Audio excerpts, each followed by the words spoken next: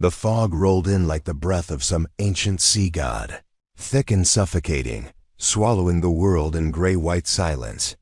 Petty Officer Second Class Maria Santos felt it before she saw it, a cold dampness that crept beneath her tactical vest, raising goosebumps along her arms as she crouched behind the rusted shipping container on Pier 7. The harbor that had been crystal clear moments before now disappeared into nothingness, as if someone had drawn a curtain across reality itself. Preparing and narrating this type of story took us long efforts and hard work. So if you are enjoying the story, please consider subscribing to our channel. Control, this is Bravo Team. Lieutenant Commander Hayes spoke into his radio, his voice tight with concern. We've got zero visibility down here. Recommend we abort the exercise. Static answered him. Then more static. Maria's grip tightened on her M4 carbine, the familiar weight both comforting and inadequate against the supernatural wall of mist that had descended upon San Diego's naval base. This wasn't supposed to happen. Weather reports had called for clear skies, perfect conditions for the counter-terrorism training exercise. But the Pacific Ocean had other plans, sending this dense marine layer racing inland with unprecedented speed and thickness. "Sir," she whispered to Hayes, who was positioned 3 meters to her left, though she could barely make out his silhouette. "My grandfather used to tell stories about fog like this. Said it was a sign." "A sign of what, Santos?" Hayes replied, his tone somewhere between dismissive and genuinely curious. At 42, he'd seen enough military operations to know that sometimes the old-timers' warnings carried more wisdom than meteorological reports. That the ocean was about to test someone's courage. The words hung in the air like the mist itself, heavy and foreboding. Maria had grown up hearing her grandfather's tales of his time in the merchant marine. Stories of fog so thick it seemed alive, of ships that vanished without a trace, of sailors who returned, changed by whatever they encountered in that gray void between water and sky. She'd always dismissed them as the romantic exaggerations of an old man who'd spent too many years at sea. Now crouched on this pier with visibility reduced to mere feet, those stories didn't seem so far-fetched. The exercise had been routine, simulated hostage rescue on a decommissioned cargo ship moored at the far end of the naval base. Bravo Team, consisting of 6 members, was tasked with neutralizing mock terrorists and securing the vessel. Maria had been assigned as the team's designated marksman, her exceptional shooting scores earning her the role despite being the newest member of the unit. Petty Officer First Class Jackson Diesel Morrison lay prone beside a concrete barrier. 20 feet behind her, though in this fog, he might as well have been on another planet. His heavy breathing was the only indication of his presence, and the occasional rustle of his equipment as he shifted position. Diesel had been Maria's mentor since she joined the team 6 months ago, a 15-year veteran who'd seen action in 3 different theaters. He had a wife named Carol who sent cookies and care packages, and a daughter starting her sophomore year at UC San Diego. He'd shown Maria pictures so many times, she felt like she knew them personally, somewhere. In the white void to her right, Petty Officer Second Class Tommy Nguyen was supposed to be covering their eastern flank. Tommy was 24, just 2 years older than Maria, with an infectious laugh and an uncanny ability to diffuse tension with perfectly timed jokes. He'd been planning to propose to his girlfriend Sarah next month, had shown the team the ring he'd been carrying in his pocket for weeks, waiting for the perfect moment. The other 3 members of Bravo Team were positioned closer to the target vessel, or at least they had been before the fog rolled in. Petty Officer First Class Rivera, known to everyone as Spider for his ability to climb anything, was their breaching specialist. Chief Petty Officer Williams, called Prophet because of his ability to predict enemy movements, served as their tactical coordinator. And Petty Officer Second Class Kim, Phoenix, handled their communications and electronic warfare. "Santos, can you see the ship?" Hayes's voice cut through her thoughts. Maria squinted into the fog, trying to make out any trace of the massive cargo vessel that should have been visible directly ahead. The SS Meridian, a 600-foot container ship that had been scheduled for scrapping, now served as a permanent training platform. She'd studied its blueprints, memorized every deck and compartment, knew exactly where the mock hostages would be positioned and where the exercise terrorists would likely take cover. But now, she could see nothing. The fog was so thick it seemed solid, as if she could reach out and grab handfuls of it.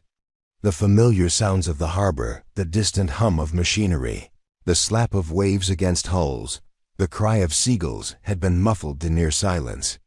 Even the ocean itself seemed to have stopped moving, creating an unnatural stillness that made her skin crawl. Negative, sir.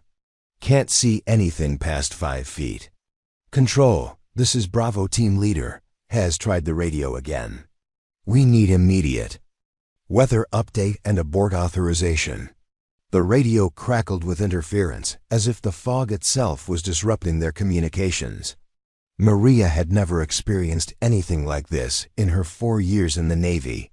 She'd trained in various weather conditions, from desert sandstorms to Arctic blizzards, but this fog felt different. It wasn't just a meteorological phenomenon, it was a presence, something alive and intentional. Her thoughts drifted to the photograph tucked inside her breast pocket, protected by the waterproof pouch next to her heart. Her little sister Sophia, 8 years old, grinning gap-toothed at the camera during Maria's last leave. Sophia, who believed her big sister was invincible, who drew pictures of Maria in her Navy uniform fighting off sea monsters and rescuing people from burning ships. The little girl had made Maria promise to always come home safe, to never let the ocean take her away like it had taken their father. Their father, Chief Petty Officer Eduardo Santos, had been lost at sea 3 years ago during a storm in the North Pacific. His ship had sent out a distress signal, then vanished. The Coast Guard searched for 2 weeks, finding only debris and oil slicks. The official report blamed equipment failure and severe weather, but their grandfather had looked at the photographs of the wreckage and shaken his head, muttering in Spanish about things that should stay buried beneath the waves. "Sir," Maria said, surprising herself with the steadiness of her voice, "maybe we should try to maintain the exercise perimeter until the fog lifts. We could—" The sound cut through the mist like a blade, a metallic clang, sharp and sudden, coming from the direction of the cargo ship.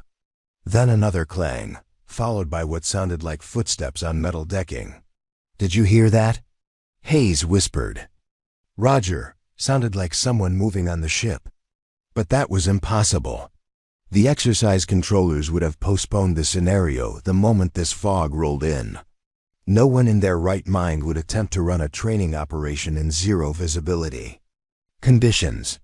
The safety risks alone would have shut down everything. Another sound drifted through the mist, voices, distant and indistinct, speaking in what might have been English, or might not have been. "Diesel, you copy?" Hayes called softly. Long pause, then Morrison's gravelly voice. "I'm here, boss. Can't see jack shit, but I'm here." "Tommy, report." Silence. Nguyen, respond. More silence, as thick and impenetrable as the fog itself. Maria felt something cold settle in her stomach, a fear that had nothing to do with the weather. In all their training exercises, in all the scenarios they'd run, Tommy had never failed to respond to a direct call. Never. "Spider, Prophet, Phoenix, sound off," Hayes commanded, his voice carrying a note of authority that brooked no delay. The radio crackled with static. "Nothing else." "Boss." Diesel's voice came from somewhere in the gray void, tight with concern. "This ain't right. Even in this soup, comms should be working between us." Maria's mind raced through the possibilities. Equipment failure seemed unlikely. Their radios were military grade, designed to function in far worse conditions than a little marine fog.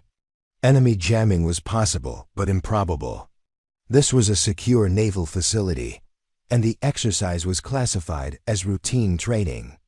But that left explanations she didn't want to consider, scenarios that belonged in her grandfather's stories rather than in modern military operations.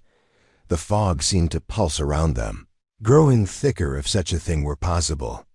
Maria realized she could no longer see her own feet, could barely make out the outline of her rifle. The world had been reduced to a sphere of gray roughly 6 feet in diameter, beyond which nothing existed. Santos.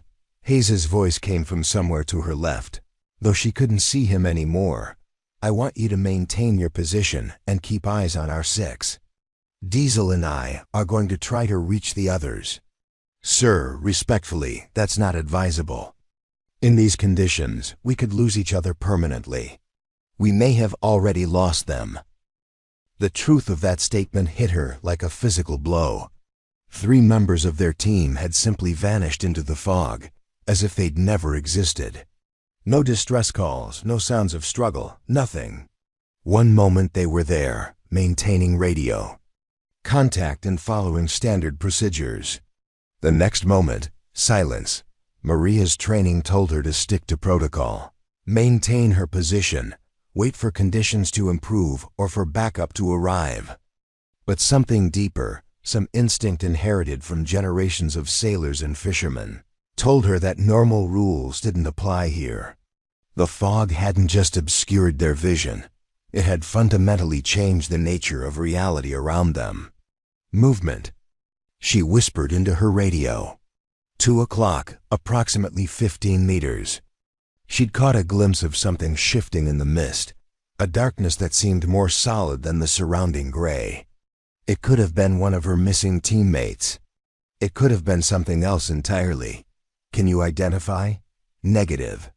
2. Obscured. Maria shouldered her rifle and peered through the scope, hoping the magnification might penetrate the fog. Instead, she saw something that made her blood freeze. The fog wasn't uniform, it moved with purpose, swirling in patterns that seemed almost choreographed. And within those patterns, shapes moved. Human-sized shapes that walked with too much purpose, too much coordination, to be her lost teammates stumbling blindly through the mist.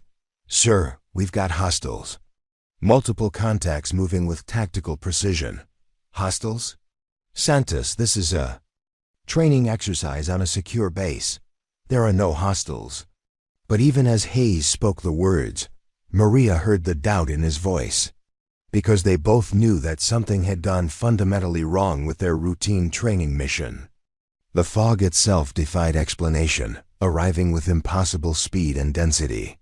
The communication blackouts couldn't be accounted for by weather alone. And now, shapes moved in the mist with the calculated movements of trained operatives.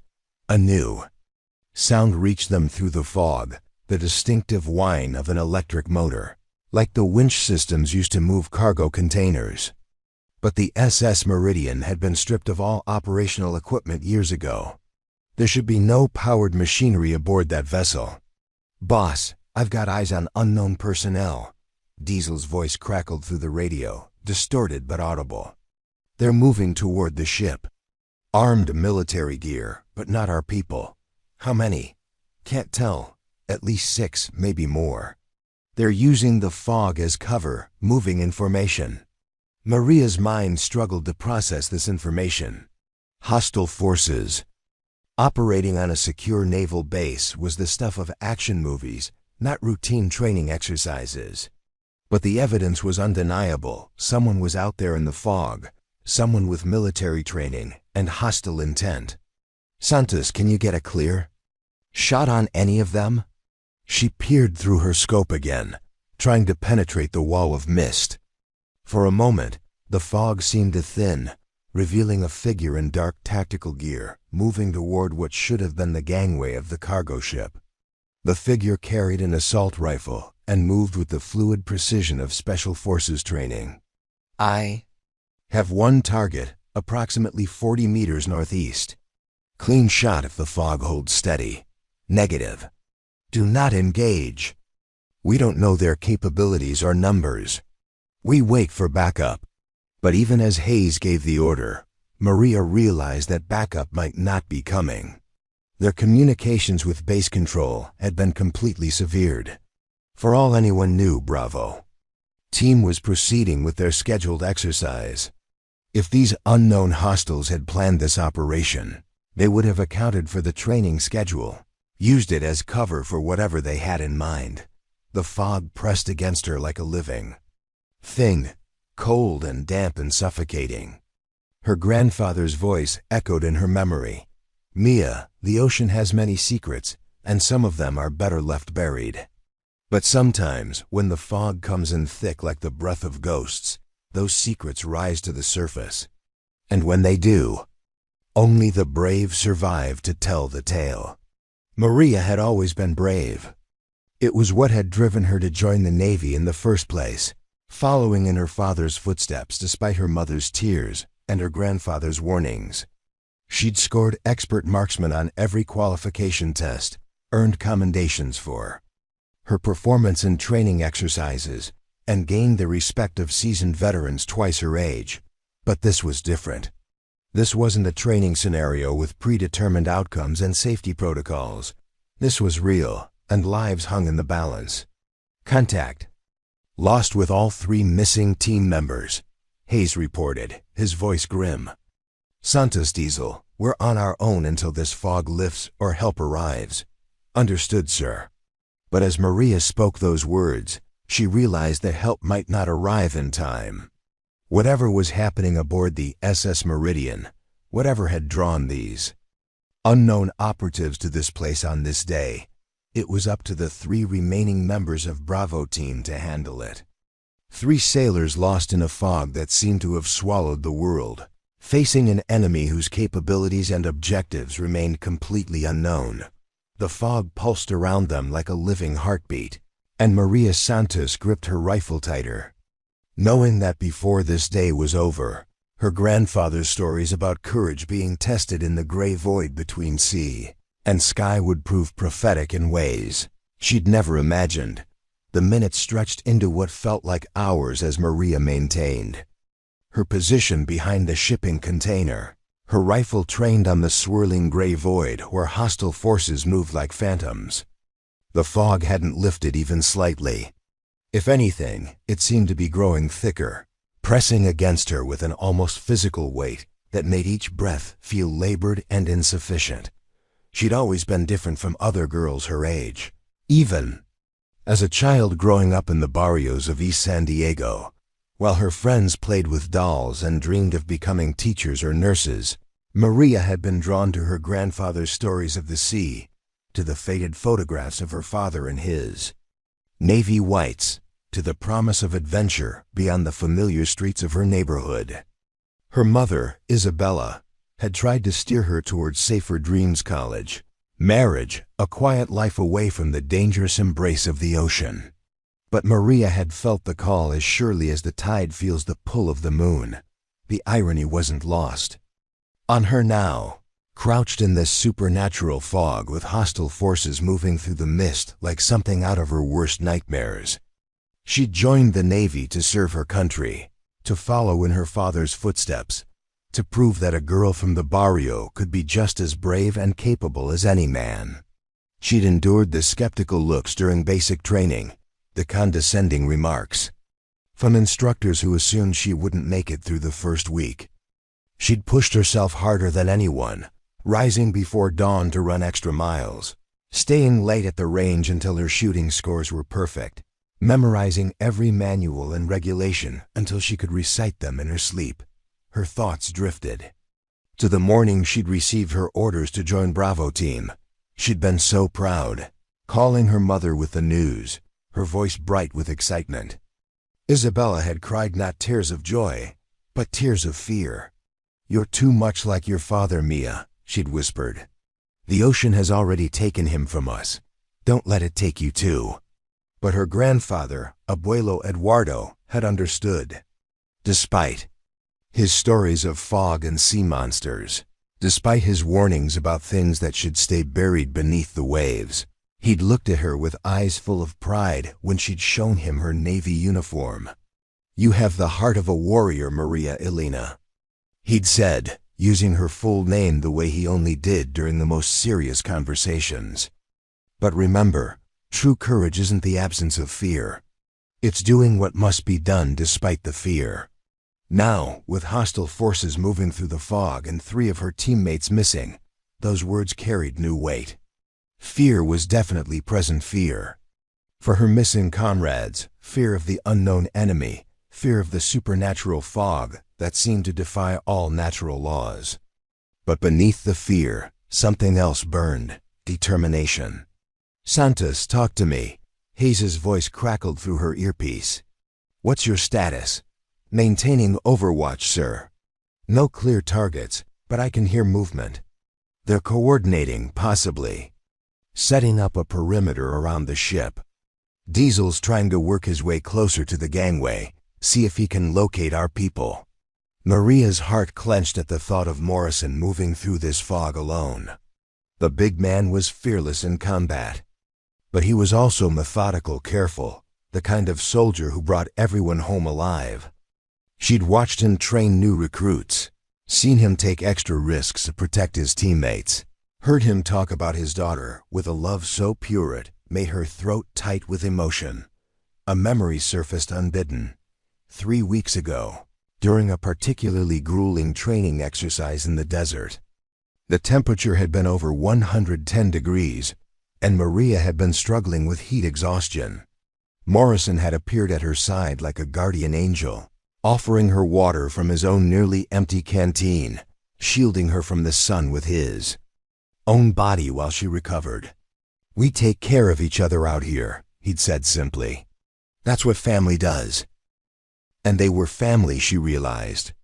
Not by blood, but by choice, by shared danger, by the bonds forged through months of training and preparation. Diesel with his protective instincts and terrible jokes. Tommy with his infectious optimism and pocket full of engagement ring. Spider, who could scale any surface and somehow always knew exactly what to say to boost morale. Prophet, whose tactical brilliance was matched only by his genuine concern for every member of the team. Phoenix, barely older than Maria herself, but with a gift for technology that bordered on the supernatural. They were her brothers, and now 3 of them had vanished into the fog as if they'd never existed. "Sir," she whispered into her radio, "I need to know what we're really dealing with here. This fog, the communication blackouts, armed hostiles on a secure base, this isn't coincidence." A long pause before Hayes responded. "I know, Santos. I've been in the Navy for 20 years, and I've never seen anything like this. But right now, all that matters is getting our people back and neutralizing the threat." Maria adjusted her grip on her rifle, feeling the familiar comfort of the weapon in her hands. She'd been shooting since she was 12, when her grandfather had taken her to a gun range in the desert and taught her to respect both the power and the responsibility of firearms. Her father had continued the lessons during his leave periods, patiently correcting her stance, teaching her to breathe properly, showing her how to become one with the weapon. "A gun is just a tool, Mia," he'd told her during their last session together, just months before his ship was lost. "But in the right hands, it can be the difference between justice and injustice, between protecting the innocent and watching them suffer. You have good hands, steady hands. Use them wisely." She'd carried those words with her through basic training, through advanced marksmanship courses, through every qualification test and training exercise. Her scores were consistently in the expert range, earning her the respect of instructors who initially doubted her abilities. She could put 10 rounds through the same hole at 300 meters, could hit moving targets in conditions that challenged. Even veteran snipers could maintain accuracy under stress that would break lesser shooters.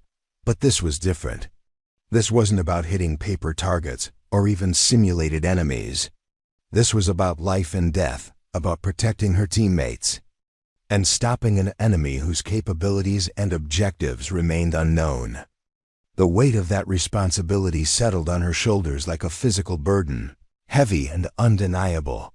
A new sound drifted through the fog, voices speaking in what she now recognized as definitely not English. The language was harsh, guttural, possibly Russian or Eastern European. The voices were coordinated, professional, speaking in the clipped tones of military communications. "Sir, I'm hearing foreign language communications. Definitely not friendlies. Copy that. Can you determine their positions?" Maria closed her eyes and listened, using skills her grandfather had taught her during hunting trips in the mountains. Sound behaved differently in fog, bouncing and distorting in unpredictable ways, but trained ears could still extract useful information. She heard at least 5 distinct voices spread out in what seemed to be a tactical formation surrounding the cargo ship. Multiple hostiles, at least 5, possibly more. They're establishing a perimeter around the target vessel. What about our missing team members? That was the question that haunted her. Tommy, Spider, Prophet, and Phoenix had been positioned closer to the ship when the fog rolled in. If hostile forces were now in that area, what had happened to her teammates? The possibilities were all grim: captured, killed, or lost somewhere in the fog. Wandering blind and helpless, Maria's training told her to remain calm, to stick to protocols, to wait for orders. But something deeper, some instinct inherited from her father and grandfather, told her that waiting might cost lives. The fog showed no signs of lifting. Communication with the base remained severed, and every minute they delayed gave the enemy more time to accomplish whatever they had planned. "Movement, northwest quadrant," she reported, catching a glimpse of tactical gear through the mist.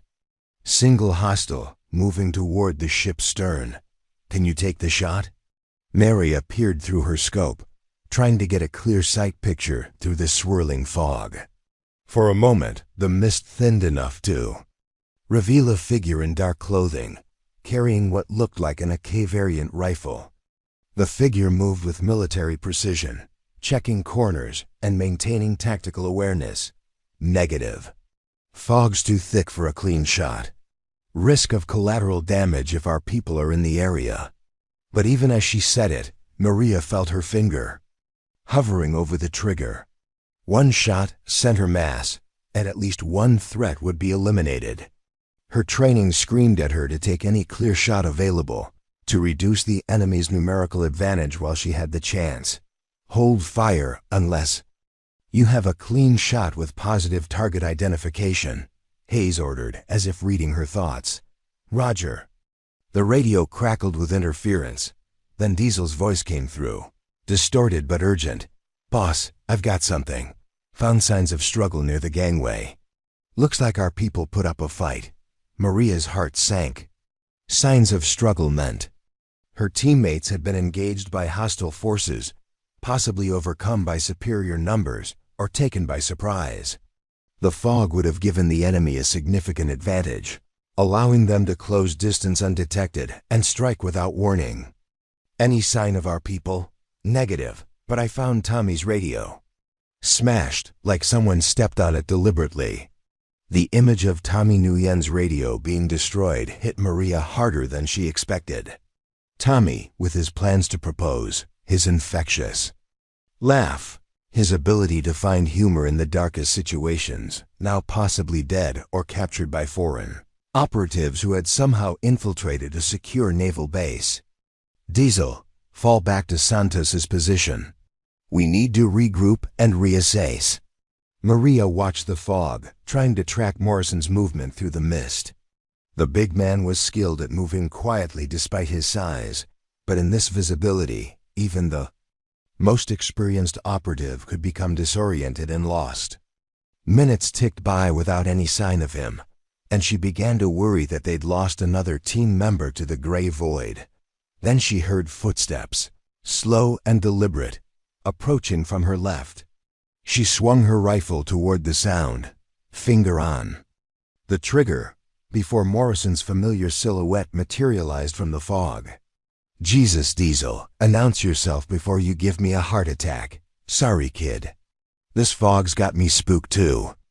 Morrison settled into a firing position beside her, his presence immediately comforting. The man radiated competence and calm, even in the worst situations. She'd seen him handle crises that would break lesser men, always maintaining his composure, always finding a way to complete the mission and bring everyone home. "What's the situation?" she asked. "Bad and getting worse." Found evidence that at least 6 hostiles came ashore from a small boat, probably launched from a larger vessel offshore. They moved fast and coordinated, took out our coms first, then used the fog to isolate and capture our people. Capture? You think they're still alive? Morrison was quiet for a long moment, considering his words carefully. "I found blood, but not enough to indicate fatal wounds. My guess is they wanted prisoners for some reason. Question is, why?" That was indeed the question. Random terrorists would simply kill American military personnel, not take the risk of capturing and holding them. This suggested something more complex: intelligence gathering, perhaps, or leverage for some larger operation. Either way, it meant their teammates were likely still alive, at least for now. "Sir," Maria called softly to Hayes, who was positioned somewhere in the fog nearby. "If they wanted prisoners, that means they have a plan that extends beyond this. Initial contact. We need to move soon, before they can extract our people." "Agreed, but we're outnumbered and operating blind. We need a tactical advantage." Maria thought about the layout of the naval base, the positioning of the cargo ship, the likely escape routes the hostiles would use. Her mind worked through the possibilities, considering angles and approaches, fields of fire, and cover positions. An idea began to form, risky but potentially effective. "Sir, I know this base better than anyone except the permanent personnel. I grew up 20 minutes from here, spent summers exploring these piers with my cousins. I know maintenance tunnels, service ladders, positions that aren't on any official blueprint. What are you suggesting?" "I can work my way around to the far side of the ship, get into an elevated position where I can provide overwatch for a rescue." "Attempt. The fog will cover my movement, and from height I might be able to see through some of this mist." Morrison shook his head before Hayes could respond. "Too risky, kid. You go out there alone, you could disappear just like the others. Or I could be the edge we need to get them back." The weight of the moment pressed down on her like the fog itself, heavy and inescapable. 3 of her teammates were missing, probably captured by an enemy whose capabilities remained unknown. They were cut off from backup, operating in impossible conditions, facing odds that would challenge even the most experienced special operations unit. But Maria Santos had been preparing for this moment her entire life, even if she hadn't known it. Every hour at the shooting range, every training exercise, every story her grandfather had told about courage in the face of the unknown, all of it had led to this moment, this choice, this test of everything she believed about duty and honor, and the promise to never leave a teammate behind. "I can do this," she said quietly. "I know I can." The decision crystallized in the fog like ice forming on winter glass, sharp, clear, and irreversible. Hayes had given his reluctant approval for Maria's flanking maneuver, while Morrison had pressed an extra magazine into her hands with words that carried the weight of prophecy. "Bring them home, Santos. All of them." Now moving through the gray void alone, Maria felt the full weight of that responsibility settling onto her shoulders. Each step forward was an act of faith, trusting her memory of the base layout while the fog transformed familiar territory into an alien landscape. The sound of her boots on concrete seemed impossibly loud in the muffled silence, each footfall potentially betraying her position to the enemy forces she knew were out there. Invisible but deadly, she'd been moving for 10 minutes when the first injection of true terror hit her system. A voice, speaking in that harsh foreign language, came from directly ahead, maybe 15 feet away, though in this fog it could have been 5 or 50. Maria froze mid-step, her rifle coming up instinctively, even as her mind processed the impossibility of the situation. According to her mental map of the base, she should have been approaching the maintenance building that housed the electrical switchgear for the pier lighting. There shouldn't be anyone in that area, friendly or hostile.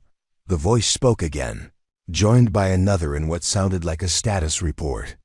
Russian, she was now certain, having heard enough of the language during intelligence briefings to recognize the cadence and harsh consonants. The speakers were calm, professional, discussing something in technical terms that suggested this was no hastily planned operation. Maria held her breath and sank to one knee, making herself as small a target as possible while straining to hear any additional intelligence. Training had taught her that every scrap of information could be vital numbers, intentions, timeline, capabilities. But the fog seemed to swallow sound as effectively as it blocked sight, leaving her with fragments of conversation that raised more questions than they answered. A metallic clicking sound reached her ears, followed by what she recognized as the distinctive whine of electronic equipment powering up. Then the lights went out, not just the pier lights, all the lights. The base's electrical grid, which should have continued functioning regardless of weather conditions, died completely. Emergency lighting, navigation beacons, even the red warning lights on communication towers, everything went dark in an instant that left Maria feeling like she'd been swallowed by the void itself. In the absolute darkness that followed, illuminated only by the faintest glow of fog reflecting distant city lights, Maria realized they weren't dealing with simple terrorists or even conventional special forces. This was a coordinated attack on critical infrastructure, executed by someone with detailed knowledge of the base's electrical systems and the capability to disable them remotely. Control, this is Bravo Team, she whispered into her radio, hoping against hope that the power failure might have restored their communications. Static answered her, thick and impenetrable. But then, cutting through the interference like a blade, came a transmission that made her blood turn to ice water in her veins. American sailors, you will listen carefully. We have your comrades. 3 of them are wounded but alive. If you wish to see them again, you will surrender your weapons and present yourselves at the stern of the cargo vessel within 30 minutes. The voice spoke English with a slight accent, precise and cultured, in the way that suggested excellent education and military training. This wasn't some ragtag terrorist cell. This was professional, state-sponsored, and operating with intelligence that could only have come from extensive reconnaissance or inside information. Any attempt to assault our position will result in the immediate execution of your captured personnel. Any attempt to call for reinforcement will result in their execution. You have 29 minutes. The transmission cut off, leaving Maria alone in the darkness with the weight of an impossible choice. Surrender meant certain death or capture for the remaining team members, but assault against unknown numbers and superior positioning seemed equally suicidal. And underlying it all was the growing certainty that this operation was far larger than a simple training exercise gone wrong. She keyed her radio, hoping to reach Hayes and Morrison. Bravo leader, this is Santos. Did you copy that transmission? Copy. Santos, where's your position? Approximately 200 meters northeast of your location, near the maintenance building. Sir, they're not just after us. They've taken down the entire base electrical grid. This is a major operation. A long pause before Hayes responded. Understood. Continue with your mission. We need intelligence on their actual numbers and positioning before we make any decisions about their ultimatum. Maria resumed her movement through the darkness, now guided more by memory and instinct than sight. The fog seemed to press against her like a living thing, cold and damp and suffocating. Every shadow could hide an enemy soldier. Every sound could herald discovery and death. But she pressed on, driven by images of her teammates Tommy's boyish grin, Spider's quick wit, Prophet's steady competence, Phoenix's technological wizardry. The maintenance building materialized from the fog like something from a nightmare, its familiar outline rendered alien and threatening in the darkness. Maria approached carefully, knowing that if the enemy had disabled the base's electrical systems from this location, They might have left guards behind to prevent exactly the kind of flanking maneuver she was attempting. A service ladder on the building's east side led to a roof access platform that should give her a clear view of the cargo ship, assuming the fog was thinner at elevation. Maria slung her rifle and began to climb, each rung bringing her higher into the gray void. The metal was slick with condensation from the fog, making every handhold treacherous, but she forced herself to move with steady determination. 20 feet up, the fog began to thin noticeably. 30 feet, and she could make out vague shapes. In the distance, at 40 feet, standing on the maintenance platform, Maria got her first clear view of the tactical situation, and what she saw made her stomach clench with fear. The SS Meridian was lit by portable floodlights that cut through the fog like searchlights, creating harsh pools of illumination that revealed at least 8 hostile personnel in full tactical gear. They'd established a professional perimeter around the ship, with overlapping fields of fire and mutually supporting positions that spoke of extensive training and careful planning. But it was the scene on the ship's deck that made her grip her rifle with white-knuckle intensity. 3 figures knelt in a line near the ship's superstructure, hands zip-tied behind their backs, black bags over their heads. Even at this distance, even through the fog and harsh artificial lighting, she recognized the body language and posture of her missing teammates. Tommy, slumped slightly to one side in a way that suggested he was injured but conscious. Spider, holding himself rigidly upright, despite his restraints, radiating defiance even in captivity. Prophet, motionless in a way that filled Maria with dread. Either unconscious or worse. Standing over them was a figure in different tactical gear, someone who carried himself with the authority of command. Through her rifle scope, Maria could make out military-style haircut, professional posture, and what looked like officer's insignia on his equipment vest. This was no mere mercenary or terrorist. This was a foreign military officer conducting what appeared to be an intelligence operation on American soil. The scope revealed more disturbing details.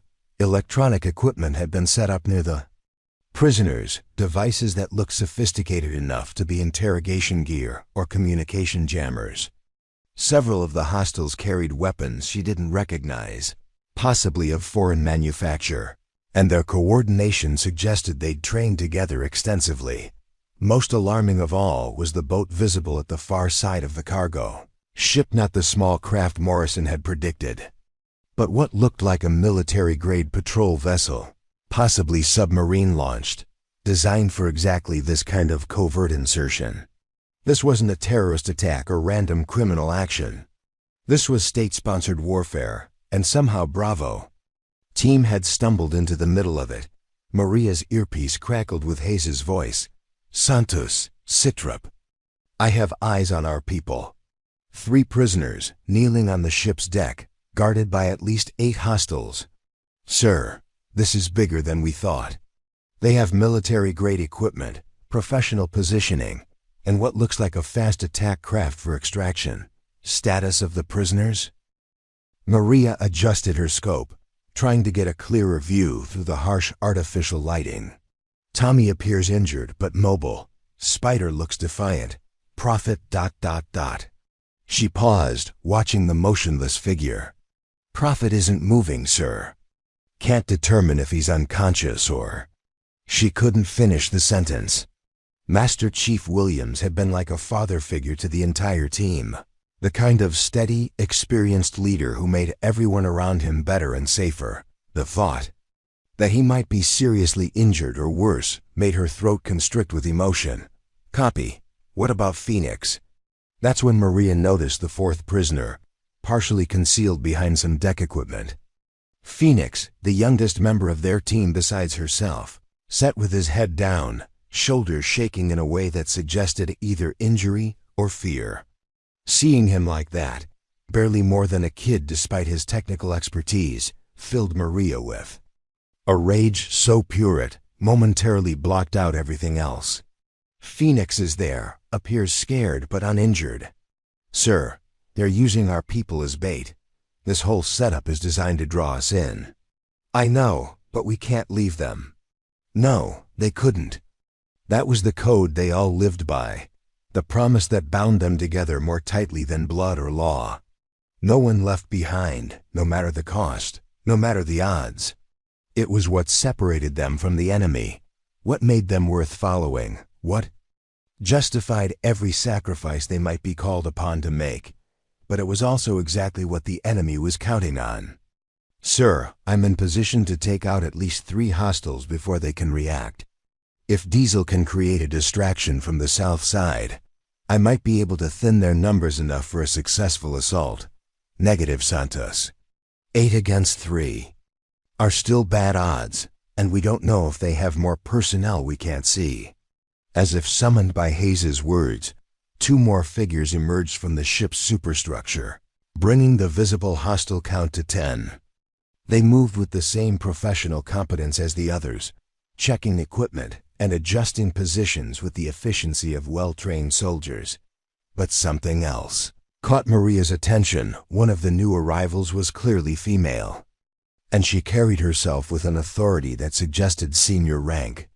Through the scope, Maria could see her issuing orders to the other personnel, who responded with the immediate obedience of subordinates. This wasn't just a military operation. It was being led by someone important enough to command respect from veteran Special Forces operatives. Additional hostiles on deck. At least 10 now, possibly more below decks. And sir, one of them appears to be a senior female officer. The implications of that detail hit her immediately.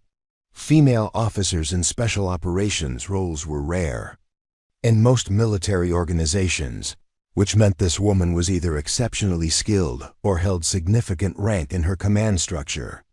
Either way, her presence suggested this operation was important enough to warrant high-level oversight. A new voice cut through their radio frequency, different from the earlier ultimatum, but speaking the same cultured English. American sailors.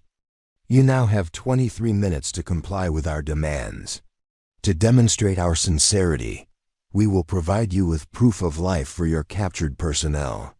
What followed made Maria's heart skip beats. Tommy's voice, weak but unmistakably. His, "Bravo team, this is Nguyen. We're alive but injured. They want information about base security protocols," and the transmission cut off abruptly, followed by the sound of what might have been a blow being struck. Through her scope, Maria saw one of the guards strike the kneeling figure she'd identified as Tommy, sending him sprawling sideways before roughly hauling him back to the kneeling position. 22 minutes, the cultured voice continued. The next proof of life will be considerably less pleasant. Rage flooded through Maria's system like fire, pure and cleansing and dangerous. These foreign operatives had invaded her country, captured her teammates, and were now torturing them for information that could compromise the security of the entire naval base.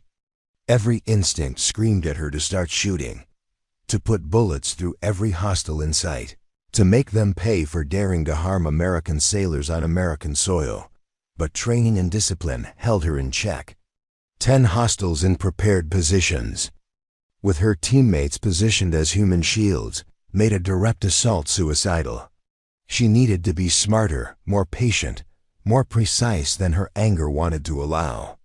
"Diesel, can you work your way around to the ship's port side?"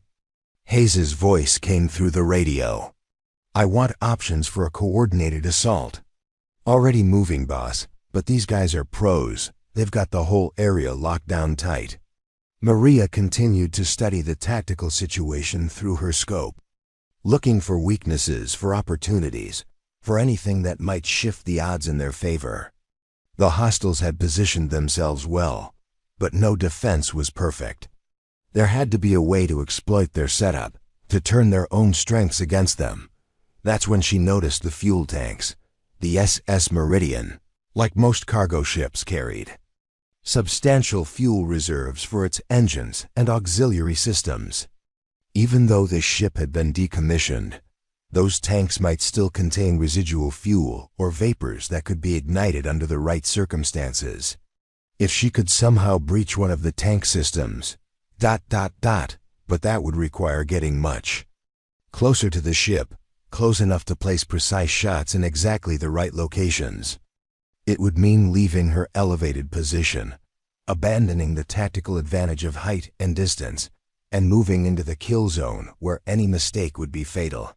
Sir, I have an idea, but it's going to require trust and perfect timing. Talk to me. Maria outlined her plan in quick, professional terms, explaining the fuel tank locations, the precision required for the shots, and the coordination needed between all 3 remaining team members. It was risky, bordering on insane, but it offered their best chance of rescuing their teammates while neutralizing the hostile force. That's assuming the tanks still contain combustible material, Hayes pointed out. They do.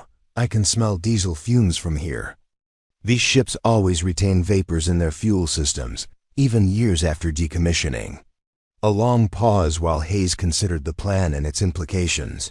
If this goes wrong, we all die.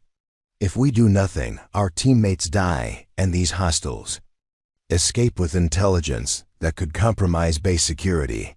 Sir, this is our best option. Another pause, then Morrison's voice cut through the radio. I'm in position on the port side. Can't see much through this fog, but I can provide covering fire when you need it. Santos, how long do you need to get into position? Maria calculated distances, movement time through the fog, and the precision required for the shots she'd need. To make 15 minutes to reach optimal firing position. Another 5 to confirm target acquisition and coordinate timing. That puts us right at their deadline. Yes, sir. But I don't think they plan to kill our people at the deadline. They need them alive for interrogation and leverage. The deadline is psychological pressure, not an actual execution schedule. At least she hoped that was true. Military doctrine suggested that captured personnel were more valuable alive than dead. But doctrine assumed rational actors operating within conventional parameters. Nothing about this situation was conventional. All right, Santos, execute your plan. But if anything goes wrong, if you're discovered or compromised, abort and fall back to this position. Understood, sir. Maria took one last look through her scope at her captured teammates, memorizing their positions, their apparent condition, the guard patterns around them.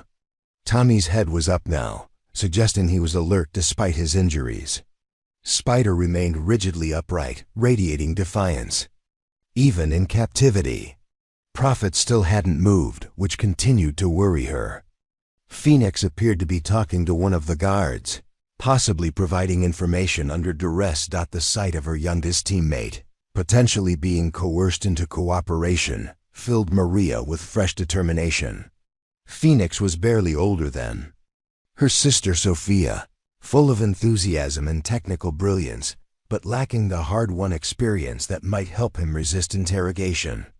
If he was giving up base security information, it wasn't from cowardice, but from youth and inexperience in captivity. She began her descent from the maintenance platform, moving with careful precision in the darkness and fog. Each step down the ladder brought her closer to the kill zone, closer to the point where discovery would mean certain death. But it also brought her closer to the opportunity to save her teammates and stop an enemy operation that threatened far more than just Bravo. Team. The fog seemed to thicken again as she reached ground level, as if the weather itself was conspiring to make her mission more difficult. But Maria Santos had been preparing for this moment her entire life. Through every training exercise, every qualification test, every story her grandfather had told about courage in the face of impossible odds, her father's voice echoed in her memory. A gun is just a tool, Mia, but in the right hands, it can be the difference between justice and injustice. Today, she would find out if her hands were truly the right ones, if all her training and preparation would prove sufficient. For the most important test of her life. 20 yards from the ship, moving through shadows and fog like a ghost, Maria Santos prepared to discover what she was truly made of, The diesel fumes were stronger now, confirming her suspicions about the fuel tanks. Somewhere ahead in the gray void, 10 enemy operatives held her teammates captive, confident in their superior numbers and tactical positioning. They had planned well, executed professionally, and held all the apparent advantages, but they had made one critical error in their calculations. They had underestimated the determination of a young woman from East San Diego who had promised her little sister she would always come home safe, who carried her father's legacy in her steady hands, and who understood that some promises are worth dying to keep. Moving to final position, she whispered into her radio. "Stand by for my signal." In 18 minutes, the fog would lift metaphorically as well as literally, revealing truths that would change everything for those who survived to see them. The final approach to the cargo ship tested every skill Maria had ever learned about, moving unseen through hostile territory.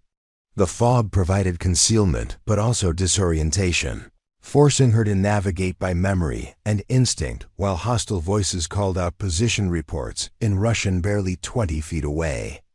Each step forward was an exercise in controlled terror, knowing that discovery would mean not only her own death, but the certain execution of her captured teammates.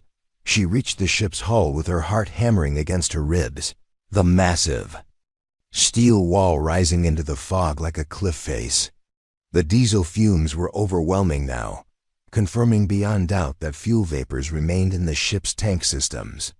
Through the steel, she could hear footsteps on deck plates, voices speaking in urgent tones, and the electronic hum of sophisticated equipment. "In position," she whispered into her radio, barely breathing the words. "Copy. Diesel, what's your status?" "Port side, ready to create noise on your signal." "Understood." "Santos, you have the shot?" Maria crouched beside a massive deck support and shouldered her rifle, peering through the scope at the fuel tank access panels visible on the ship's superstructure. The shots would need to be perfect, precisely placed to breach the tank systems without hitting any of her teammates or causing an explosion large enough to endanger them. "Affirmative." "I can breach the fuel systems with 3 shots, but I need 5 seconds of distraction to prevent return fire during the critical window." "You'll have it. Execute on my mark." But before Hayes could give the signal, everything changed. A new voice cut through their radio frequency, speaking English with an American accent that made Maria's blood freeze. "Bravo team. This is Commander Sarah Mitchell, United States Navy Intelligence. You are ordered to stand down immediately and withdraw from your current positions." The transmission hit like a physical blow, raising questions that threatened to shatter every assumption Maria had made about the situation. A Navy intelligence officer, speaking with full authority, ordering them to abandon their rescue mission. It made no tactical sense unless— "Sir," she whispered into her radio, "that transmission. I heard it, Santos. Continue with the mission." But doubt crept into her mind like poison. What if this wasn't what it appeared to be? What if their missing teammates were part of some classified operation that Bravo team wasn't cleared to know about? What if the hostiles were actually friendly forces conducting legitimate intelligence gathering? Through her scope, she watched the female officer she'd identified earlier remove her tactical helmet, revealing features that could indeed belong to an American military officer. The woman moved with confidence and authority that suggested she was exactly who the radio transmission claimed her to be. "Bravo team, you are interfering with a classified counterintelligence operation. Your teammates are safe and cooperating with an authorized investigation into security breaches at this facility. Any hostile action against our personnel will be considered treason." The words carried the weight of absolute authority, delivered in tones that brooked no argument. But they also raised more questions than they answered. Why hadn't Bravo team been briefed about a counterintelligence operation on their training schedule? Why had their communications been jammed? Why had base power been cut? "Santos, what's your assessment?" Hayes's voice was tight with uncertainty. Through her scope, Maria studied the scene on the ship's deck with new eyes. Her teammates remained kneeling with their hands restrained, but their guards no longer seemed quite so threatening. The electronic equipment could indeed be intelligence gathering. Gear rather than interrogation devices. The precise tactical positioning could indicate professional competence rather than hostile intent, but something still felt wrong. Something in the body language of her teammates, in the way they held themselves despite their restraints, suggested this wasn't the voluntary cooperation described in the transmission. "I don't know, sir." The female officer matches the description, but our people still appear to be under duress. That's when she noticed Phoenix trying to communicate something. The young sailor was moving his hands in what looked like random fidgeting, but Maria recognized the subtle finger movements of tactical sign language, a skill they'd all learned but rarely used, perfect for silent communication in situations. Exactly like this, the message was brief but clear. "Hostile, not Navy, help." The revelation hit like lightning, clearing away all doubt and uncertainty. These were indeed enemy operatives, sophisticated enough to have an English-speaking officer capable of impersonating American military authority. They'd monitored Bravo, teams' communications, learned their protocols, and were now attempting to use psychological warfare to prevent rescue operations. "Sir," Phoenix just signaled, "these are definitely hostiles. The Navy intelligence claim is false. How can you be certain?" Tactical sign language. Phoenix confirmed their enemy personnel. A long pause while Hayes processed this information. "That means they have detailed intelligence about our procedures, our personnel, possibly our entire operational structure." The implications were staggering. Foreign operatives with this level of access to American military protocols suggested either extensive surveillance or inside assistance. Either way, it meant the security breach extended far beyond tonight's incident. "Execute the mission, Santos. We can't let them extract our people." But even as Maria prepared to take her shots at the fuel tank systems, another complication emerged from the fog. New voices, speaking English with American accents, accompanied by the sound of multiple vehicles. Approaching the pier area. "This is Petty Officer Rodriguez with base security. We have reports of armed personnel in this area. Identify yourselves immediately." Legitimate base security, arriving at exactly the wrong moment. If they engaged the hostiles while Maria was trying to execute her rescue plan, the crossfire could prove fatal to her teammates. But if they didn't arrive soon enough, the enemy might escape with valuable prisoners and intelligence. "Sir, base security is approaching. This is about to become a three-way engagement." "Understood. Take your shots now before the situation becomes impossible to control." Maria steadied her rifle and acquired her first target, fuel tank access panel positioned directly above where the main diesel reserves would be stored. The shot needed to be perfect, precise enough to breach the tank without causing an immediate explosion. She controlled her breathing, centered the crosshairs, and squeezed the trigger. The rifle's report echoed across the water like thunder immediately, followed by the hiss of escaping fuel vapors. On the ship's deck, the hostiles reacted with professional speed, taking cover and searching for the source of the shot. Contact. Sniper fire from the port side. The cultured English voice had dropped all pretense of being American Navy, reverting to what sounded like a European accent under stress. Maria shifted to her second target, another fuel access point. That would create a combustible vapor cloud when combined with the first breach. But as she acquired the target, she saw movement that made her hesitate. One of the guards had grabbed Tommy and was using him as a human shield, pressing a pistol to the young sailor's head while scanning the fog for Maria's position. Through her scope, she could see the terror in Tommy's eyes, the way he held himself perfectly still to avoid triggering any nervous reaction from his captor. "Second shot, Santos," Hayes urged, but Maria couldn't take it. Not with Tommy positioned. where explosive vapors might reach him, not with a gun pressed to his skull. Not when one miscalculation could kill the teammate she was trying to save. Negative, I have a hostage situation. Tommy's being used as a shield. That's when Diesel Morrison's voice cut through the radio with words that changed everything. Santos, take the shot. I'm going in. Diesel, no. You'll be cut down before you reach the deck. But Morrison was already moving, his massive form emerging from the fog like an avenging angel. The big man charged toward the ship's gangway with his rifle blazing, drawing every hostile weapon away from the prisoners and toward himself. It was a suicide run, and he had to know it.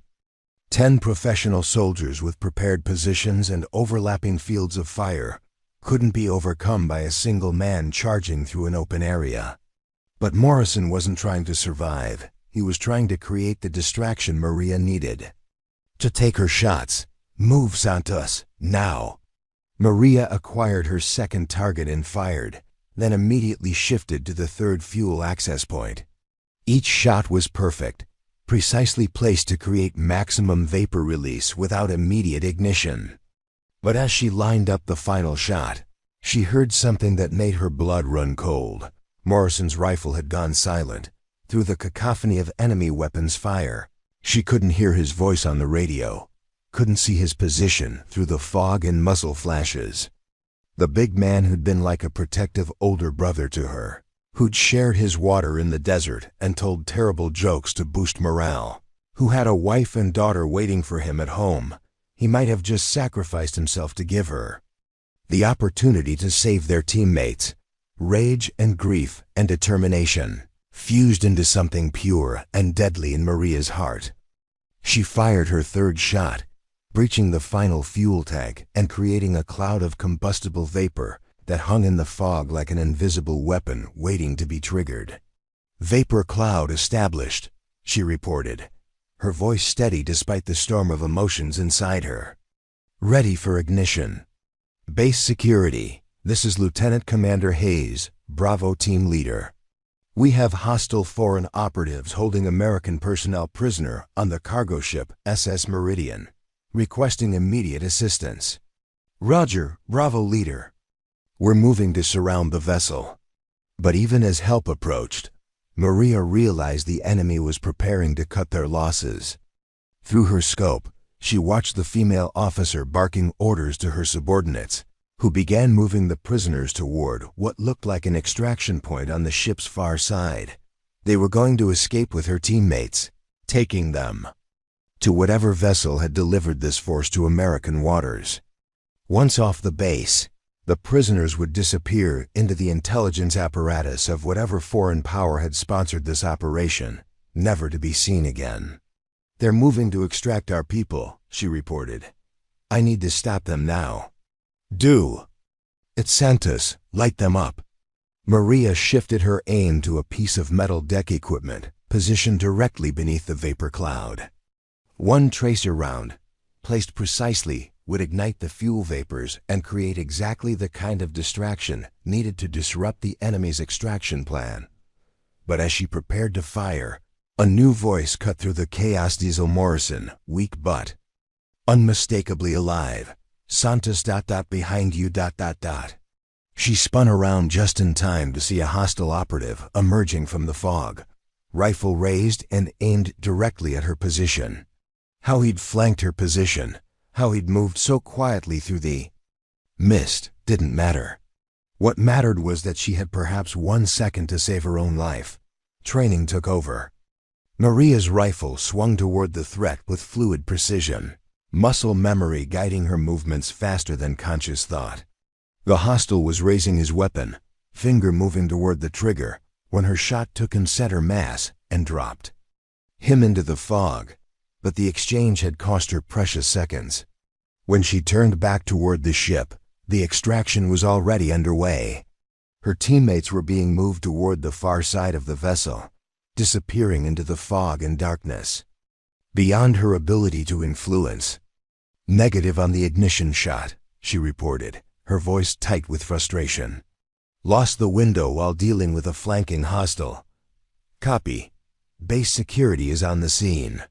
Fall back to my position for regroup. But Maria Santos wasn't ready to give up. Not with her teammates being dragged away into the night. Not with Morrison's sacrifice potentially meaningless. Not with foreign operatives about to escape American justice. She began moving through the fog toward the ship, determined to follow them to whatever extraction point they were using. The fog was finally beginning to thin, whether from changing weather or the effects of the explosive breaches she'd created. In the ship's systems, through the lightning mist, she could see base security vehicles arriving, their headlights cutting through the darkness like searchlights. But she could also see something else, a fast attack craft positioned off the ship's starboard side, engines running and ready for immediate departure. If the hostiles reached that vessel with their prisoners, the chase would be over. Maria keyed her radio one final time. "Sir, I can see their extraction craft. I'm going to try to disable it before they escape." Santos, negative. Fall back and let base security handle it. But Maria was already moving, driven by loyalty and duty and the promise she'd made to always bring her teammates home. The fog swirled around her like the breath of destiny itself, and somewhere ahead in the darkness, the most important test of her life was waiting to be resolved. The base security floodlights cut through the thinning fog like divine intervention, revealing the cargo ship in stark detail for the first time since the crisis began. Maria could finally see the full scope of the enemy operation, and it was even more sophisticated than she'd imagined. The fast attack craft waiting off the starboard side was military grade, sleek and deadly, equipped with what looked like advanced radar and communication systems. But the lights also revealed something that made her heart leap with desperate hope. Morrison's massive form, wounded but alive, pinned down behind a shipping container near the gangway. He was bleeding from what appeared to be a shoulder wound, but his rifle was still operational, and his eyes tracked the movement of hostiles with lethal intent. "Diesel's alive," she reported into her radio, relief flooding through her voice. "Wounded, but combat effective. Copy that." "Santos, what's your status on the extraction vessel?" Maria studied the attack craft through her scope, looking for vulnerabilities she could exploit. The vessel was positioned just far enough from the pier to make accurate rifle fire challenging, but close enough for a desperate swim if everything else failed. More importantly, she could see figures moving on its deck, probably the crew preparing for rapid departure. "I can disable their engines with precise shots to the cooling system intakes. But I need to get closer, maybe another 50 meters. Negative. Base security is moving to intercept. Your job now is to survive and provide intelligence on what we've learned." But even as Hayes spoke, Maria watched through her scope as her teammates were forced aboard the enemy vessel. Tommy, limping but mobile, helped support Prophet, who appeared to be semi-conscious. Spider maintained his defiant posture even with his hands restrained. Phoenix looked terrified but uninjured.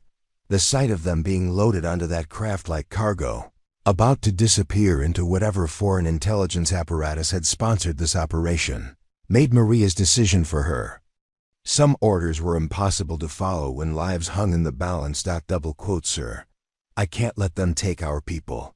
I'm going to disable that boat." "Santos, that's a direct order." "Fall back to." Maria switched off her radio and began moving toward the water's edge, 50 meters through increasingly thin fog. With base security engaging the hostiles and drawing their attention, might just be possible. The rifle shots needed to disable the attack craft's engines would require precision beyond anything she'd ever attempted. But the alternative was watching her teammates disappear forever. The fog continued to lift as she moved, revealing more details of the enemy operation. At least 12 hostiles were now visible, more than the original estimate, and they were fighting a professional withdrawal action that allowed them to extract personnel and equipment while maintaining defensive fire.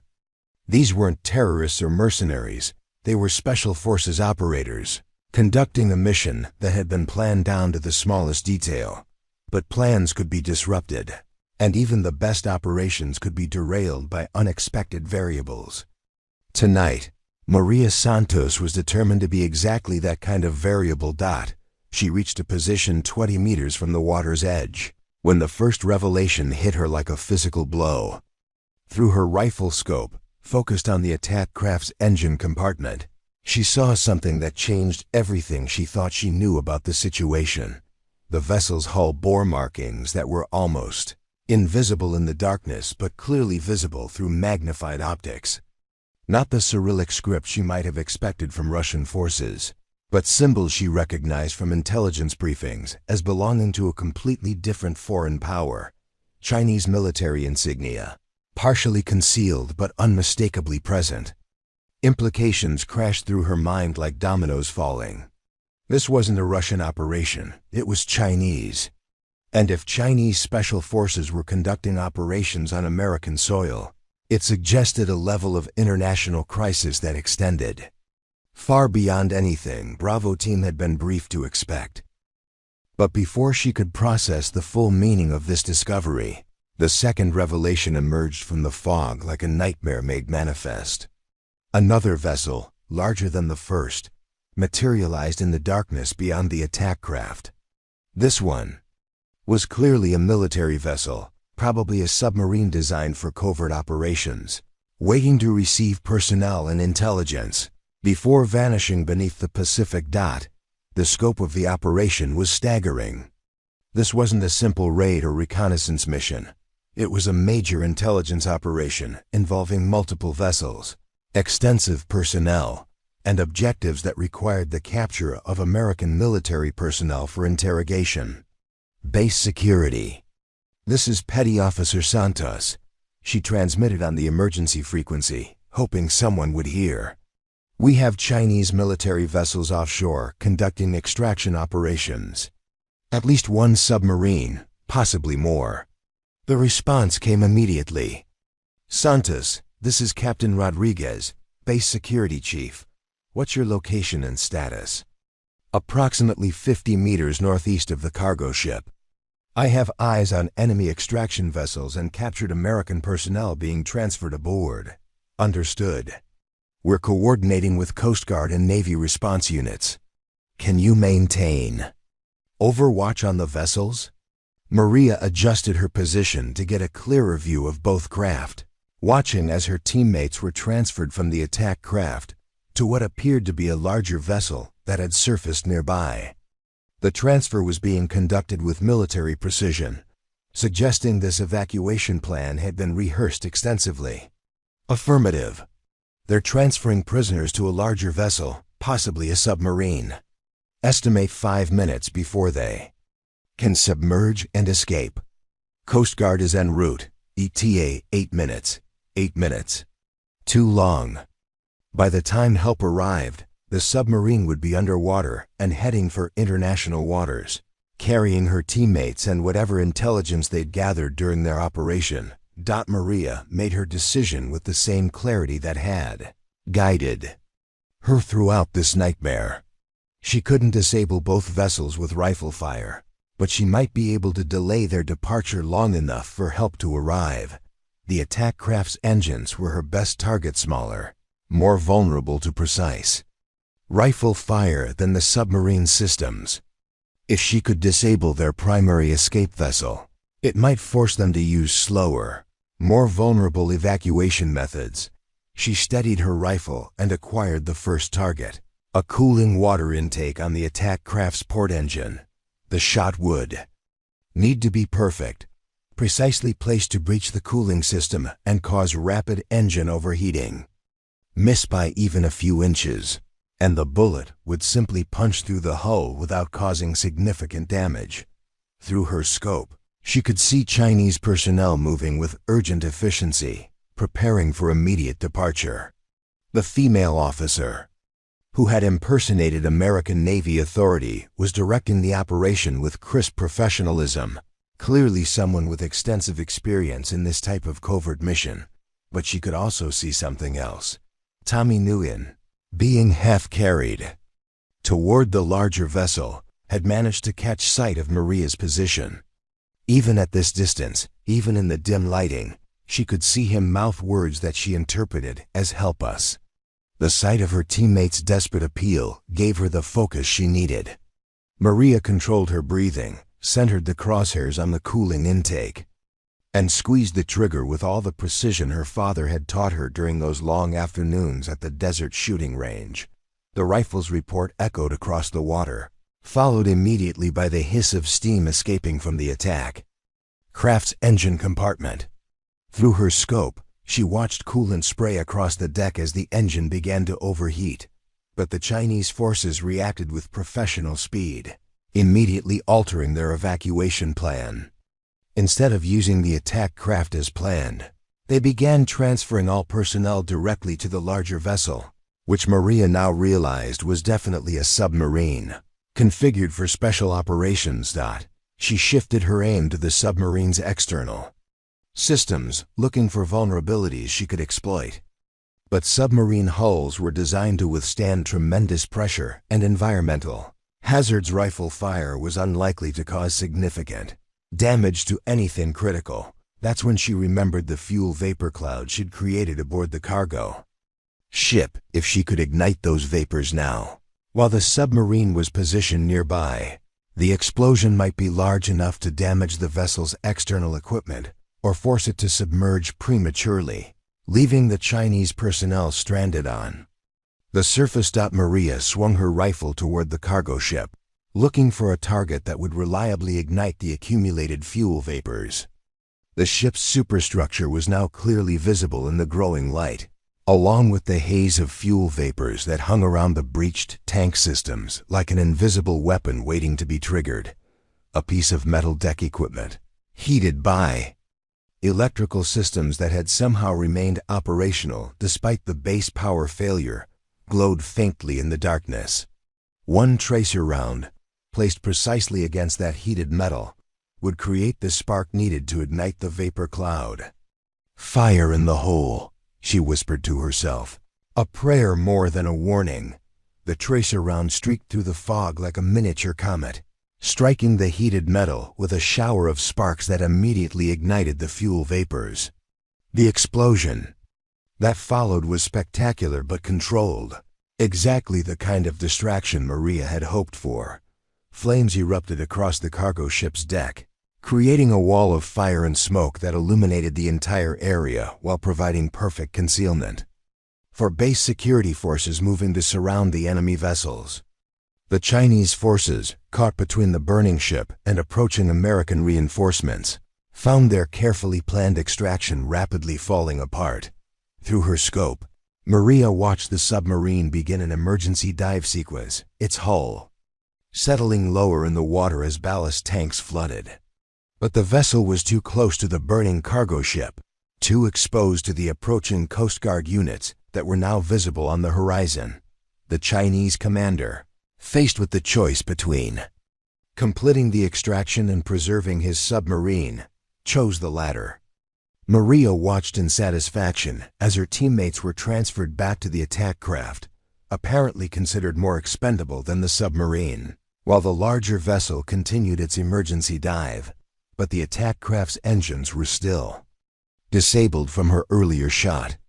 Steam continued to pour from the damaged cooling system, and the vessel was clearly in no condition for high-speed escape. The Chinese forces were trapped, caught between a burning ship and approaching American forces, with no viable escape route. Preparing and narrating this type of story took us long efforts and hard work. So if you are enjoying the story, please consider subscribing to our channel. Base security, this is Santos. The submarine is diving, but the attack craft is disabled. Enemy forces are trapped on the damaged vessel with our personnel. Copy, Santos. Coast Guard is moving to intercept. Maintain overwatch and do not engage unless fired upon. But as Maria watched through her scope, she realized the situation was far from resolved. The Chinese commander was speaking urgently into a radio, possibly calling for additional support or authorization for more extreme measures. and her teammates remained hostages aboard a disabled vessel with operatives who had nothing left to lose. The fog was lifting rapidly now, revealing the full scope of the naval battle that was about to unfold in San Diego Harbor. Coast Guard cutters were approaching from the west, their searchlights cutting through the dawn darkness. Navy vessels were visible on the horizon, racing to intercept any attempt at escape. And somewhere beneath the waves, a Chinese submarine was attempting to flee with whatever intelligence it had gathered during the operation. But for Maria Santos, crouched on the pier with her rifle trained on the disabled attack craft, only one thing mattered: bringing her teammates home alive. The international implications, the diplomatic crisis, the questions of how Chinese forces had penetrated this deep into American territory, all of that could be sorted out later by people with higher ranks and greater authority. Right now, in this moment, she was simply a young woman from East San Diego who had made a promise to never leave a teammate behind. And as the sun began to rise through the lifting fog, painting the harbor in shades of gold and crimson, Maria Santos prepared to keep that promise no matter what the cost might be. The standoff stretched across 20 agonizing minutes as Coast Guard vessels surrounded the disabled attack craft while Navy ships established a perimeter to prevent any underwater escape attempts. Through her scope, Maria maintained constant observation of her teammates, watching for any signs of deteriorating conditions or imminent threat. The Chinese commander had finally accepted the futility of his situation. With his submarine departed and his vessel disabled, surrounded by overwhelming American forces, he began the process of surrender that would end this international incident before it could escalate into something far worse. All personnel, this is Captain Rodriguez. The hostiles are surrendering. Prepare for prisoner transfer and medical evaluation. Maria watched through her rifle scope as her teammates were finally freed from their restraints, helped to their feet by Coast Guard personnel who had boarded the disabled craft. Tommy's leg injury was apparent but not life-threatening. Spider maintained his characteristic composure even in the aftermath of captivity. Prophet was conscious but clearly needed medical attention. Phoenix looked shaken but uninjured. And then there was Morrison, still bleeding from his shoulder wound, but grinning through the pain as medical personnel worked to stabilize him for transport. The big man had risked everything to create the distraction that allowed Maria to disable the enemy's escape route, and his sacrifice had ultimately made the difference between success and catastrophe. Santos, this is Hayes, well done. Return to base for debrief. But as Maria shouldered her rifle and began the walk back through the now clear morning air, she realized that the real consequences of this night were only beginning to unfold. Chinese special forces operating on American soil represented a level of international crisis that would reverberate through the highest levels of government. The intelligence gathered during the operation, the methods used to penetrate base security, the sophisticated planning that had enabled such a complex mission, all of it would require extensive investigation and response. 3 months later, Maria found herself standing in a very different kind of fog, the swirling bureaucracy and media attention that had followed the San Diego Harbor incident, as it had come to be known in official reports. The Chinese government had denied any knowledge of the operation, claiming the personnel involved were rogue elements acting without authorization. The American response had been measured but firm, involving diplomatic protests, increased security measures, and a comprehensive review of base protection protocols. But for Maria, the most important outcome was simpler and more personal. All 6 members of Bravo Team had returned home safely, their bonds strengthened by shared danger and mutual sacrifice. Morrison had recovered from his shoulder wound and been promoted to Chief Petty Officer, his heroic charge into enemy fire earning him a Navy Cross and the eternal gratitude of his teammates. Tommy had married his girlfriend Sarah in a ceremony where the entire team served as groomsmen. The engagement ring he'd carried through captivity finally finding its intended purpose. Prophet had been promoted to senior chief and assigned to train new counter-terrorism units, sharing the hard-won lessons from that foggy night. Phoenix had overcome his trauma to become one of the Navy's leading experts on foreign electronic warfare capabilities. Spider had been selected for advanced demolitions training, his technical skills and unbreakable spirit making him an ideal candidate for special operations, and Maria herself had discovered something profound about courage, leadership, and the power of determination in the face of impossible odds. The young woman who had crouched in the fog with her rifle had emerged as someone different, more confident, more capable, more certain of her place in the dangerous world she'd chosen to serve. The official commendation ceremony took place on a bright, clear day when visibility stretched to the horizon and the harbor sparkled under perfect blue skies. Maria stood at attention in her dress uniform as Admiral Patterson read the citation for her Navy Cross, the words echoing across the assembled personnel like a prayer of gratitude for extraordinary heroism and action against hostile foreign forces, displaying exceptional courage, tactical brilliance, and unwavering dedication to the safety of American personnel under conditions of extreme danger and uncertainty. But the words that mattered most came later, during the informal celebration when her teammates gathered around her with pride and affection that needed no official recognition. Morrison, his arm still in a sling but his grin as wide as ever, raised a beer in toast to Santos, who brought us all home. The fog had lifted permanently from Maria's understanding of herself and her capabilities. She knew now what she was truly made of, what she could accomplish when everything she valued was on the line. The scared young woman who had worried about living up to her father's legacy had been transformed into someone who was creating her own legacy, one act of courage at a time. 5 years after the fog lifted from San Diego Harbor, Maria Santos stood on the deck of the USS Defender, watching the sunrise paint the Pacific in shades of gold and crimson that reminded her of that terrible, wonderful morning when everything changed. Now Lieutenant Santos, she wore the insignia of a commissioned officer with the quiet confidence of someone who had earned every thread through blood, sweat, and unwavering determination. The ship beneath her feet was one of the Navy's newest guided missile destroyers, equipped with the most advanced radar and defensive systems in the world.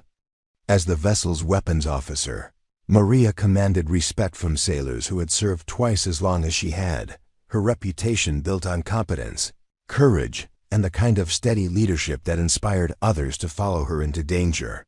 But it was the letter in her pocket that brought the warmest satisfaction on this particular morning. Written in the careful cursive of an 8-year-old hand, Sophia's latest message carried news from home that filled Maria's heart with purpose. Dear Maria, I told my teacher about how you saved your friends from the bad guys in the fog. She says you're a hero. I want to be brave like you when I grow up. Can you teach me to shoot when you come home? The thought of her little sister, now 13 and filled with the same adventurous spirit that had driven Maria to join the Navy, brought both pride and protective concern. Sophia was smart, brave, and determined, qualities that would serve her well in whatever path she chose. But Maria hoped that path would never require the kind of desperate courage that had been tested in the fog 5 years ago. The harbor incident, as historians now called it, had marked a turning point in America's understanding of modern threats and the need for constant vigilance. The Chinese operatives, despite their government's denials, had been linked to a broader intelligence network operating throughout the Pacific. Their capture had led to the exposure of other cells, the strengthening of base security protocols, and a new generation of counterintelligence training that prepared American forces for exactly the kind of sophisticated operations they'd encountered that foggy night. Maria's role in stopping that operation had become the stuff of military legend, studied in academies and staff colleges as an example of individual initiative triumphing over superior enemy forces. But she knew the truth was more complex than any case study could capture. Success had required not just her marksmanship and tactical thinking, but Morrison's willingness to sacrifice himself for his teammates, Hayes's steady leadership under impossible pressure, and the courage of every person who had played a part. In bringing Bravo Team home, a soft chime from the ship's communication system interrupted her memories. "Lieutenant Santos to the bridge. Lieutenant Santos to the bridge." Maria made her way through the destroyer's corridors with the easy familiarity of someone who had found her true calling. The bridge crew looked up as she entered, faces reflecting the mixture of respect and affection she'd earned through 2 years of exemplary service aboard the Defender. "What's our status, XO?" she asked, taking her position at the weapons control station. Commander Hayes, her former team leader, had been promoted twice since the harbor. Incident pointed toward the radar display where several contacts were moving. In formation approximately 50 miles to the west. Unidentified vessels approaching from international waters. They're maintaining radio silence and showing no recognition signals. Maria studied the tactical display with eyes trained by experience to spot threats before they materialized. The formation pattern was familiar, reminiscent of the coordinated movements she'd observed through her rifle scope 5 years ago. But this time, instead of being alone in the fog with limited options, she commanded some of the most sophisticated weapons systems in the world, backed by a crew that trusted her judgment implicitly. "Recommendation weapons?" Hayes asked, using the formal title that acknowledged her expertise. "Maintain tracking on all contacts. Ready defensive systems, but hold fire unless they demonstrate hostile intent. If they're running dark for legitimate reasons, we don't want to escalate. If they're not..." She paused, meeting Hayes's eyes with a look that carried the weight of shared experience. "We'll be ready." The morning passed in careful observation and preparation, the ship's crew performing with the precision that came from extensive training and mutual trust. As the unidentified vessels drew closer, it became clear they were indeed foreign military ships, not Chinese this time, but Russian. Vessels conducting what appeared to be a show of force near American territorial waters.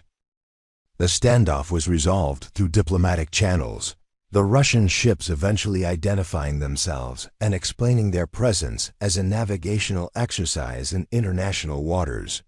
But the incident served as a reminder that the threats Maria had first encountered in the fog continued to evolve, requiring constant vigilance and the willingness to stand ready against those who would test American resolve.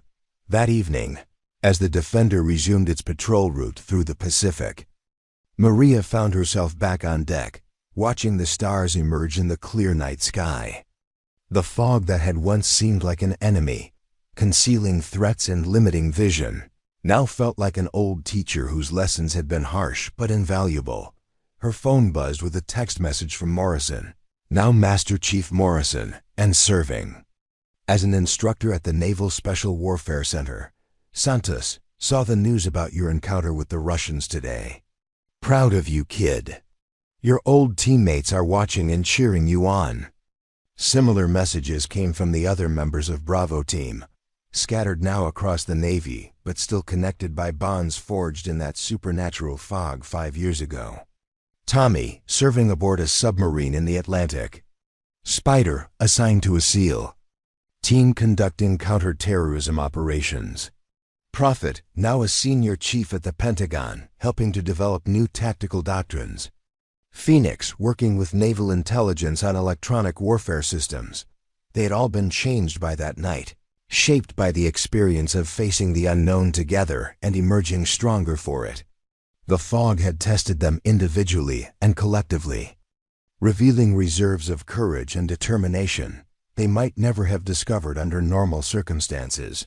2 years later, Maria stood before a new group of midshipmen at the Naval Academy, sharing the lessons she'd learned about leadership, courage, and the importance of never leaving a teammate behind. The young faces looking back at her reminded her of herself at that age, eager, determined, perhaps not yet fully aware of what they might be called upon to sacrifice in service to their country. "The fog will come for all of you," she told them, using the metaphor that had become central to her philosophy of leadership. Not literally, perhaps, but in the form of confusion, fear, impossible choices, and moments when everything you believe about yourself will be tested. When that happens, remember that courage isn't the absence of fear. It's doing what needs to be done despite the fear. She paused, looking out at the Academy's harbor where ships moved with purpose, through waters that had remained clear and calm throughout her lecture. Some of you will face enemies in the traditional sense, foreign forces that threaten American interests and values. Others will fight different battles against bureaucracy, against complacency, against the temptation to choose the easy path over the right one. All of these struggles require the same fundamental qualities: integrity, determination, and the willingness to put the mission and your teammates before your own comfort. After the lecture, a young midshipman approached her with questions that reminded Maria of her own younger self. "Ma'am, how do you know when you're ready? How do you know if you have what it takes when the real test comes?" Maria considered the question carefully, remembering the fear and doubt she'd felt crouched behind that shipping container as hostile forces moved through the fog. You never know until the moment arrives. But preparation helps: training, education, learning from those who've gone before you. Most importantly, remember that you're never alone. The strength of the team is greater than the sum of its individual parts. 10 years after the harbor incident, Admiral Maria Santos stood in her Pentagon office, reviewing intelligence reports that painted a complex picture of evolving global threats. Chinese naval activity in the South China Sea had increased dramatically. Russian submarines were operating closer to American waters than they had since the Cold War. Cyber warfare capabilities were advancing faster than traditional defenses. Could adapt. But she also saw reasons for optimism in the reports crossing her desk. A new generation of naval officers, trained on the lessons learned from incidents like the one in San Diego Harbor, demonstrated tactical flexibility and moral courage that gave her confidence in America's ability to meet future challenges. Advanced technology was providing unprecedented situational awareness and response capabilities. International partnerships were stronger than ever, creating networks of cooperation that made operations like the Chinese insertion far more difficult to execute. The photograph on her desk showed the original Bravo team at Tommy's wedding, all of them younger and perhaps more naive, but bound together by shared experience in ways that transcended time and distance. Morrison, now Fleet Master Chief and one of the most respected enlisted leaders in the Navy. Tommy, commanding his own submarine with the same good humor and dedication that had made him beloved by his original teammates. Spider, leading a joint special operations unit that tackled the most challenging missions around the globe. Prophet, serving as a senior strategic planner whose insights had helped prevent several potential conflicts. Phoenix, now Captain Phoenix, commanding a cyber warfare unit that protected American interests in the digital domain. And scattered throughout the Navy were dozens of officers and enlisted personnel who had been trained by members of the original Bravo team, carrying forward the lessons of that foggy night in ways that created ripple effects through the entire service. The courage demonstrated in the fog had multiplied, spreading through the ranks like an infection of dedication and competence that made the entire Navy stronger. A soft knock on her office door interrupted Maria's reflection. Her aide, Lieutenant Commander Johnson, entered with the kind of expression that suggested urgent business. "Admiral, we have a situation developing in the South China Sea. Multiple unidentified contacts approaching international shipping lanes. Communications blackout in the area, and weather reports indicating unusually heavy fog moving in from the northwest." Maria felt a familiar tingle of recognition, the same instinct that had served her well during countless crises over the past decade. Different ocean, different circumstances, but the same fundamental challenge: unknown threats moving under cover of conditions that limited visibility and communication. Prep my aircraft, Commander. I want to be in theater within 6 hours. Ma'am. Protocol suggests that flag officers should coordinate from. Protocol also suggests that flag officers should understand their operational environment firsthand. Maria was already reaching for her flight jacket, the same one she'd worn aboard the Defender years earlier. Sometimes, Commander, you have to be willing to enter the fog yourself if you want to see clearly what's on the other side. As her aircraft lifted off from Andrews Air Force Base 3 hours later, Maria looked down at the clear skies over Washington, D.C., and thought about the journey that had brought her from a shooting range in the California desert to the highest levels of naval command. Her father would have been proud, she knew, and her grandfather's stories about courage being tested in the gray void between sea and sky had proven more prophetic than even he might have imagined. The fog would always be there, waiting to test new generations of sailors and soldiers and airmen who had sworn to defend freedom against those who would destroy it. But so would the courage to face that fog head-on, to navigate by internal compass when external vision failed, and to emerge from the gray void stronger and more determined than before. 15 years after that first encounter with the fog, Captain Sofia Santos graduated from the Naval Academy with the same determination that had driven her sister before her. Maria stood in the audience, now Admiral Santos and Chief of Naval Operations, watching with pride as Sofia received her commission and prepared to begin her own journey into whatever fogs awaited her generation. The cycle continued, as it always had and always would. New challenges would emerge from the mist of uncertainty, requiring new forms of courage and new definitions of heroism. But the fundamental truth remained unchanged. When good people stood together against the darkness, when they refused to abandon their teammates or their principles, when they chose the difficult path over the easy one, the fog would eventually lift and the light would shine through.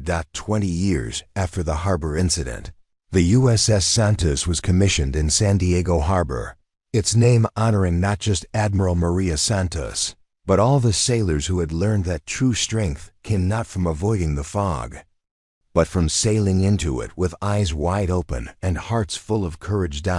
As the ship slid down the ways into the waters where everything had changed on one foggy morning 2 decades earlier, Maria thought about the young woman she had been. Scared, uncertain, but determined to prove herself worthy of the uniform she wore. That woman had been tested in ways she could never have imagined, had discovered reserves of strength she hadn't known she possessed, and had emerged from the experience, transformed into someone capable of leading others through their own foggy nights. The fog had been her teacher, her adversary, and ultimately her crucible. It had stripped away everything non-essential, revealing the core of who she really was and what she was truly capable of becoming. And in the end, that revelation had been worth every moment of fear, every second of uncertainty, every heartbeat of terror that had marked her passage through the gray void between who she had been and who she was meant to become. The harbor sparkled in the clear afternoon sunlight, visibility unlimited, the future stretching toward the horizon like a promise of adventures yet to come. But Admiral Maria Santos knew that somewhere out there, beyond the curve of the earth, new fogs were already forming, waiting to test new generations of sailors who would discover, as she had discovered, that courage was not the absence of fear, but the mastery of it.